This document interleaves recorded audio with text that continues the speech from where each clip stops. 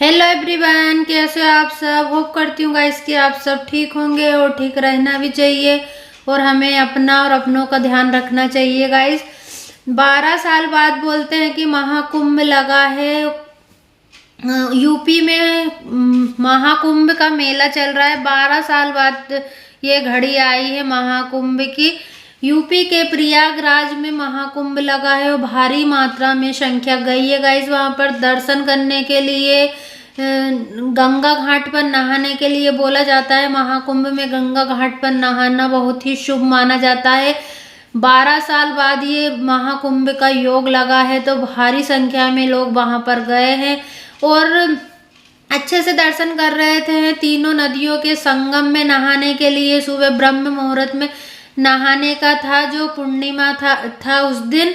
तो वहीं पर लोग को भारी मात्रा में इकट्ठे हुए थे। जैसे ही ब्रह्म मुहूर्त हुआ और ऐलान हुआ कि आप लोग नहा सकते हो, ऐसे में ही लोगों की भगदड़ मची। जैसे ही ब्रह्म मुहूर्त शुरू हुआ लोग ऐसे भागे कि अफरा तफरी में वहां पर कुछ औरतें हैं जो गंगा घाट पर सोई हुई थी। इसलिए सोई हुई थी, बुजुर्ग महिला थी कि यहीं के यहीं सो जाएंगे और सबसे पहले हमारा नंबर लग जाएगा। जैसे ही वो नींद में थी और अफरा तफरी में वैसे ही भीड़ बढ़ी आगे।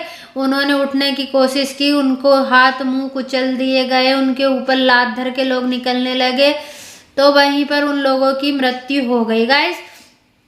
करोड़ों की संख्या में लोग, 7 करोड़ संख्या वहां पर इकट्ठी हुई है। 7 करोड़, जैसे हमारे एमपी की जनसंख्या ही 7 करोड़ है, इतनी संख्या यूपी में महाकुंभ में स्नान करने के लिए पहुंच चुकी है। तो थोड़ी बहुत जनता होती है तो उसे संभालना बहुत आसान होता है, लेकिन इतनी जनता को संभालना आसान नहीं होता है भाई। मैं ये कहूँगी कि मन में श्रद्धा, वो कहते ना मन चंगा तो कटौती में गंगा। अगर हमारा मन साफ होगा तो हम अपने घर पर ही अगर नहा लेंगे भगवान का नाम लेकर तो वो भी हमें लग जाएगा। और अगर हमारा मन ही साफ नहीं होता है और भगवान के दर्शन उनके धाम पे जाते हैं, गोकुल मथुरा वृंदावन कहीं पर भी चले जाओ आप, आपको कहीं पर भी मोक्ष नहीं प्राप्त होगा।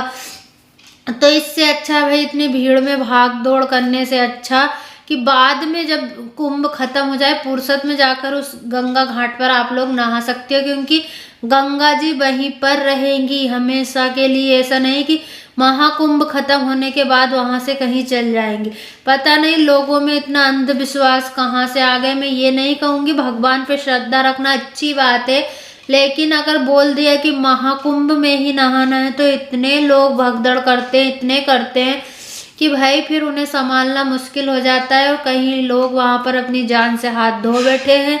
कई सारे लोग वहां पर अभी भी एडमिट है, उनका इलाज चल रहा है। बहुत वहां की स्थिति दयनीय हो गई है गाइस। इससे अच्छा आप अपने घर पर रहिए, सुरक्षित रहिए, सेफ रहिए।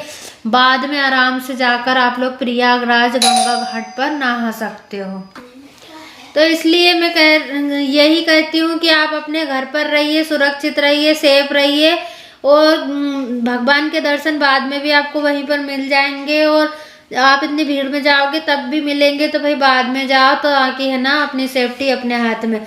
और वहाँ के पीएम भी बोला है कि बहुत रोए हैं उन जनता को देखकर, और बोला है कि सारे जितने लोगों ने अपनी जान से हाथ धोए हैं उनके घर वालों को पैसे दिए जाएंगे और जो लोग एडमिट है उनका अच्छे से इलाज किया जाएगा। और सारा जो पैसा है वे योगी जी ही लगाएंगे, वहाँ के पीएम यूपी के।